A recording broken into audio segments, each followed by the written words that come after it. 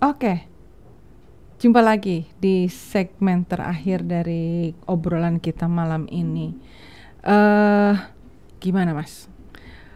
Di episode atau di segmen terakhir ini tentu kita harus bisa mengusulkan bagaimana kepada masyarakat dalam persiapan pembentukan provinsi Cirebon ini. Betul. Bagaimana menurut Mas Said? Ya kan pertanyaannya itu apakah ini masih wacana, ya kan?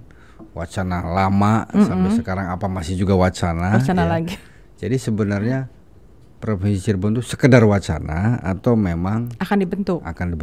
Nah, maka tentu kita berharap ya sesuatunya itu kan memang dari wacana ya. Ada kesepahaman, ada kesepakatan, ada action yang dilakukan. Bahkan teman-teman aktivis di Cirebon Timur tuh sampai long march dari Cirebon ke Gedung Sate hanya untuk memperjuangkan pemekaran Cirebon Timur itu. Artinya gerakannya sudah muncul dari masyarakat ya.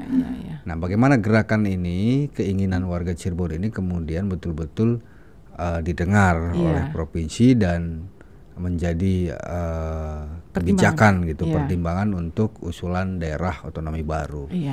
Nah, tapi yang kemudian muncul itu kan yang diusulkan adalah Indramayu Barat dulu kan. Cirebon Timur masih waiting list. Nah, lalu bagaimana dengan daerah-daerah lain? Kuningan, Majalengka, ya, kemudian termasuk Kabupaten Cirebon dan Kota Cirebon. Tentu semua wilayah ini juga harus duduk satu meja nih, ya, harus memulai lagi, ya, merealisasikan dari wacana ke action. Nah, action untuk mempersiapkannya bagaimana? Ya. Dan kalau sudah masuk waiting list berarti kan ada progres tuh. Ya, seperti yang tadi dibilang bahwa ada masa transisi. Kalau sudah diusulkan oleh Provinsi Jawa Barat ke pusat, ke pemerintah pusat, Kementerian Dalam Negeri, maka tentu ada persiapan-persiapan. Ya, kita bisa berkaca ke daerah lain yang sudah ya, terakhir Banten ya. Itu juga prosesnya begitu. Nah, cuma PR-nya adalah bagaimana memenuhi 7 kota kabupaten dulu ya. Terus yang tadi Ibu bilang bagaimana kemudian pemerataan pembangunan dilihat dari geografisnya. Kota Cirebon itu harus berkembang secara geografis. Ada apa istilahnya perluasan wilayah ya, bukan hanya wilayah hukum tapi wilayah geografis ya. Nah, kira-kira apa yang dipertaruhkan kalau harus memperluas wilayah? Semangat apa gitu kan? Sebenarnya kita tidak, ya sudah harus dihapuskan itu yang namanya ego itu. Jadi semangat membangun Provinsi Cirebon bersama. Jadi memang kita semangat untuk selama ini wilayah 3 ini seolah-olah terisolir Mas. Beda dengan mohon maaf kesana tuh Bogor, Bekasi, Depok kayaknya maju banget gitu karena berdekatan dengan ibu kota. Kemudian Bandung kan maju sendiri gitu Bandung. Nah, Cirebon kayaknya Cirebon ke sini jauh dari pusat pemerintahan, agak-agak kayaknya pembangunannya enggak seheboh mereka gitu ya. Perkotaannya tidak semaju mereka. Nah, jadi memang kita harus sama-sama semangat untuk membangun wilayah kita ini. Disatukan dulu itu dulu. Bahwa kita harus mandiri, bukan ayo kita berpisah, tidak. Ayo kita mandiri sebagai Provinsi Cirebon dengan potensi yang adanya udah jelas-jelas bisa. Hanya memang kita juga harus sadar diri bahwa wilayah-wilayah tersebut tidak bisa berdiri sendiri juga. Kota Cirebon tidak, Kabupaten Cirebon tidak. Nah, kita sama-sama gotong royong dong ingin membangun wilayah Provinsi Cirebon. Itu dulu. Tekad kita dulu, memang dampak semuanya dari wacana yang lain juga kemudian dirasakan ya. Bagaimana dulu kita dengar tentang wacana Rebana, ya kan? Wilayah mana? Indramayu, Purwakarta, Subang ya kan? Dengan hadirnya Bandara Kertajati.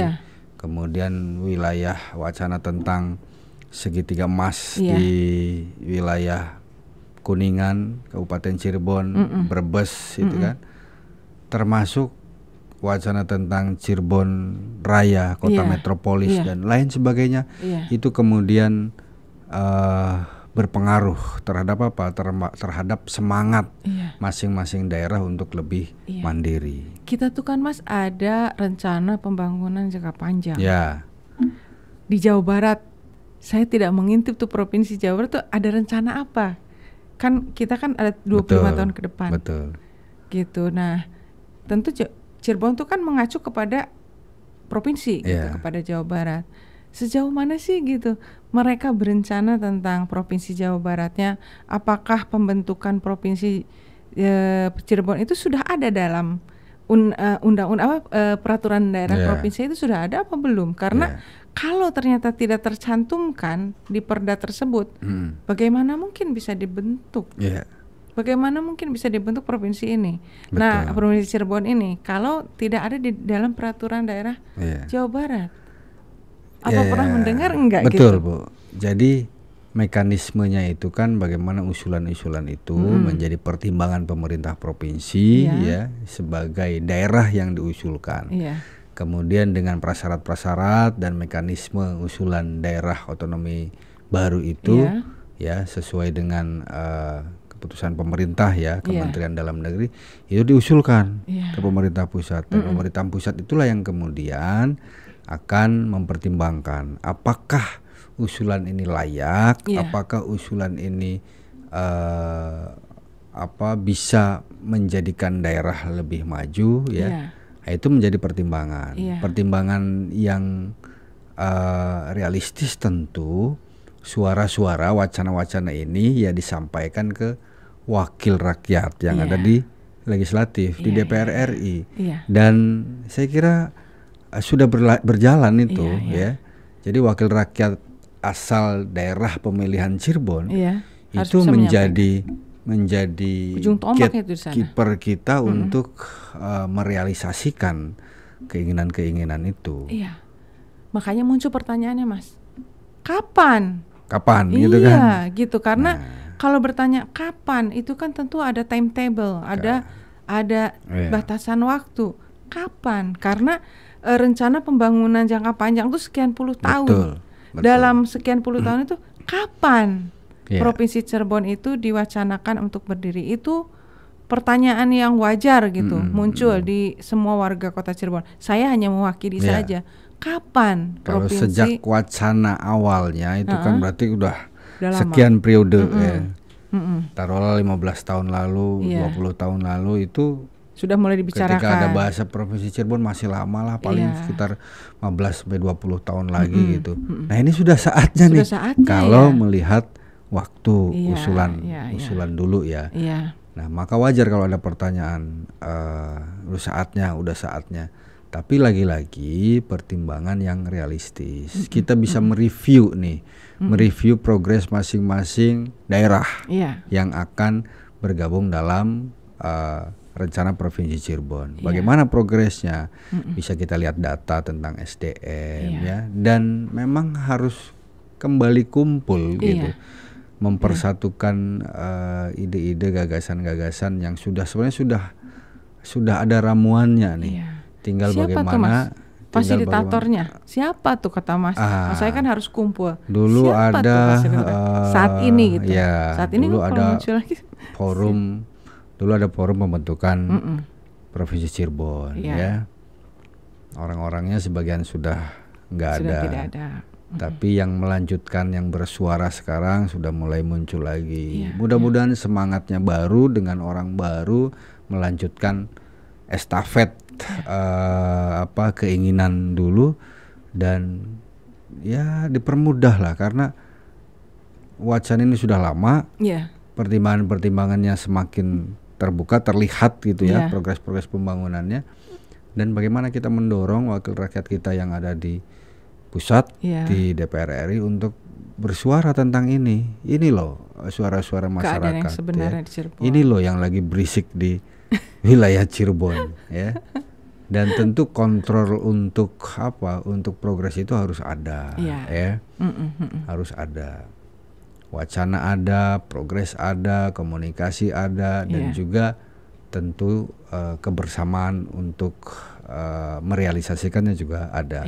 Saya berharap teman-teman kita, saudara kita, pemimpin-pemimpin kita yang ada di legislatif betul-betul meramu ini, sehingga merealisasikan yang tadinya wacana betul-betul akhirnya terrealisir, dengan beragam pertimbangan tentunya. Dan segera, jangan lama-lama. Ya, betul. Wacana itu direalisasikan ketika terus ada gerakan, gitu. Maka gerakan-gerakan ilmiahnya juga harus ada, membedah layak belum untuk sekarang atau masih ada pertimbangan-pertimbangan lain, ya itu juga harus menjadi bahan diskusi di kampus-kampus tentunya. Jadi ternyata teman-teman, keberisikan Provinsi Cirebon atau keberisikan Provinsi Jawa Barat akan dimekarkan, memunculkan keberisikan untuk Provinsi Cirebon. Setelah itu keberisikan tentang Kota Cirebon. Jadi akhirnya menimbulkan keberisikan baru. Tapi ya nggak apa-apa, membuat kita lebih excited ya, lebih semangat lagi membangun daerahnya gitu. Mas untuk closing, Mas Hai, closingnya. Menjadi wilayah yang mandiri tentu tantangan. Ya. Tantangan untuk lebih realistis, ya, lebih menurunkan ego, primordialisme, ego sektoral, satu visi membangun kemandirian wilayah, dan tentu bergandengan tangan untuk apa? Untuk menciptakan harmonisasi ini, antar daerah, supporting antar daerah dengan ciri khasnya masing-masing, dengan keistimewaannya masing-masing, potensinya. Dengan potensinya masing-masing. Saya kira kalau itu betul-betul bisa diwujudkan, ya saya meyakini Cirebon lebih baik, Cirebon lebih mandiri, masyarakatnya lebih bahagia tentunya.